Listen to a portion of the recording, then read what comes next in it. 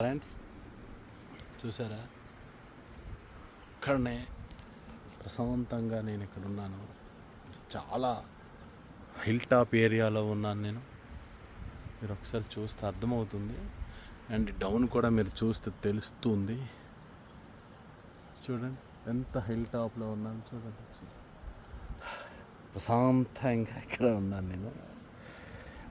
Friends, ప్రకృతి చాలా అందమైంది. Friends, ఒకసారి మీకు చూపిస్తాను ఎంత బ్యూటిఫుల్ అనేది. ప్రస్తుతం ఉన్నటువంటి టెన్షన్స్, ఈ గోళ్ళు, వీటి హడావుడి మధ్యన ఆరోగ్యాలు ఆవిరైపోతున్నాయి. ప్రకృతితో గడపడానికి మనిషికి టైం లేకుండా పోతుంది. అది మనకి ఏదో చెప్పాలంటుంది, ఏదో మనతో పంచుకోవాలనుకుంటుంది ప్రకృతి. దాన్ని మనం నాశనం చేయకుండా దానికి మనం దానికి తోడుగా మనం నిలవాలి. Really wonderful. ఇలాంటి పర్యావరణాన్ని మనం ఎట్టి పరిస్థితుల్లో ధ్వంసం చేయకూడదు. ఎందుకంటే అదొక సైకిల్.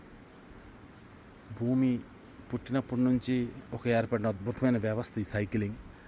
ఈ సైకిల్లో ఎక్కడ ప్రాబ్లం ఏర్పడినా సైకిల్ చక్రం దెబ్బతింటుంది. తద్వారా ఇంపాక్ట్ అన్ని జీవుల మీద పడుతుంది. ఒక మనిషి అనే కాదు, అన్ని జీవుల మీద ఇంపాక్ట్ పడుతుంది. అది దాన్ని మనం భరించలేని స్థితిలో అయితే ఉండాల్సి ఉంటుంది రానున్న రోజులు. ఇప్పటికే మనం చూస్తూ ఉన్నాం, వర్షాలు ఎక్కడో పడుతున్నాయి, ఉదయం పడట్లేదు. ఎండలు చూస్తే శీతాకాలం, ఎండాకాలం, వర్షాకాలం 3 కాలాలు ఒకటే వేసవకాలంలా తయారైపోయే రోజులు.